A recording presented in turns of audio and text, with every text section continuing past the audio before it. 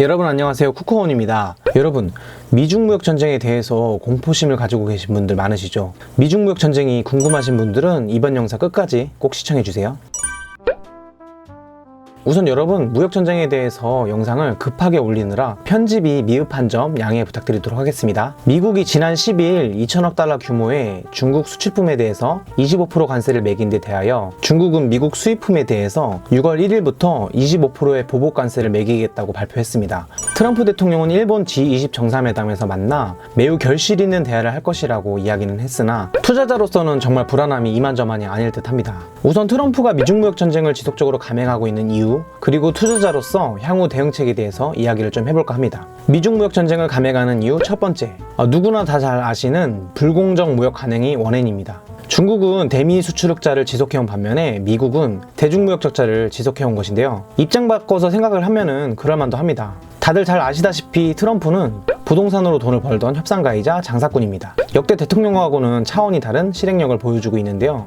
상대는 이익을 챙겨가는데 나는 적자를 보고 있으니 좋아할 사람이 누가 있을까요? 트럼프는 이때를 기회로 잡고 중국에게 타격을 가한 것 아닌가 하는 생각이 들었습니다. 두 번째로는 패권에 대한 도전입니다. 중국 제조 2025를 외치던 중국이 고부가 가치 상품에 대한 제조를 감행하면서 세계 1위 국가가 되겠다던 시진핑의 말 때문에 미국이 중국을 타격했다는 게 의견입니다. 단순하게 제조로 돈을 벌어서 먹고 살겠다는 것이 아니라 1대1로 사업 등을 통해서 세계 국가들과 손을 잡고 돈을 벌어서 중국의 위안화에 대하여 기축통화를 만들기 위해 노력을 해보겠다는 뜻인데요.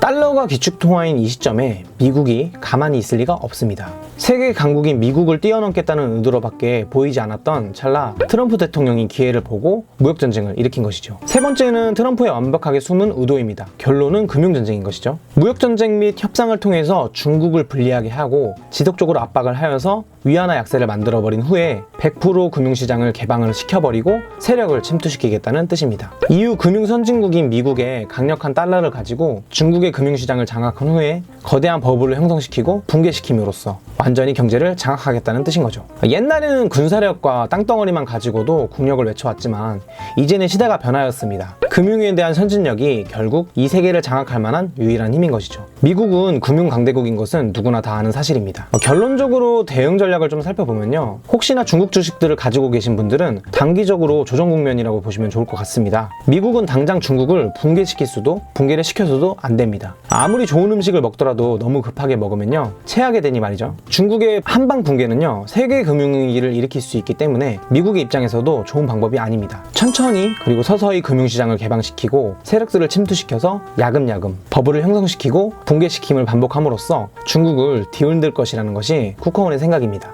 장기전으로 생각하고 투자자로서 중국의 완전한 시장 개방이 이루어지는 시점을 생각하고 수익을 챙길 수 있는 전략을 펼치셨으면 합니다. 물론 그 시점은 급하게는 오지 못한다는 점을 꼭 명심해주세요. 영상이 도움이 되셨다면 구독과 좋아요 부탁드리도록 하겠습니다. 여러분, 다음 시간에 만나요.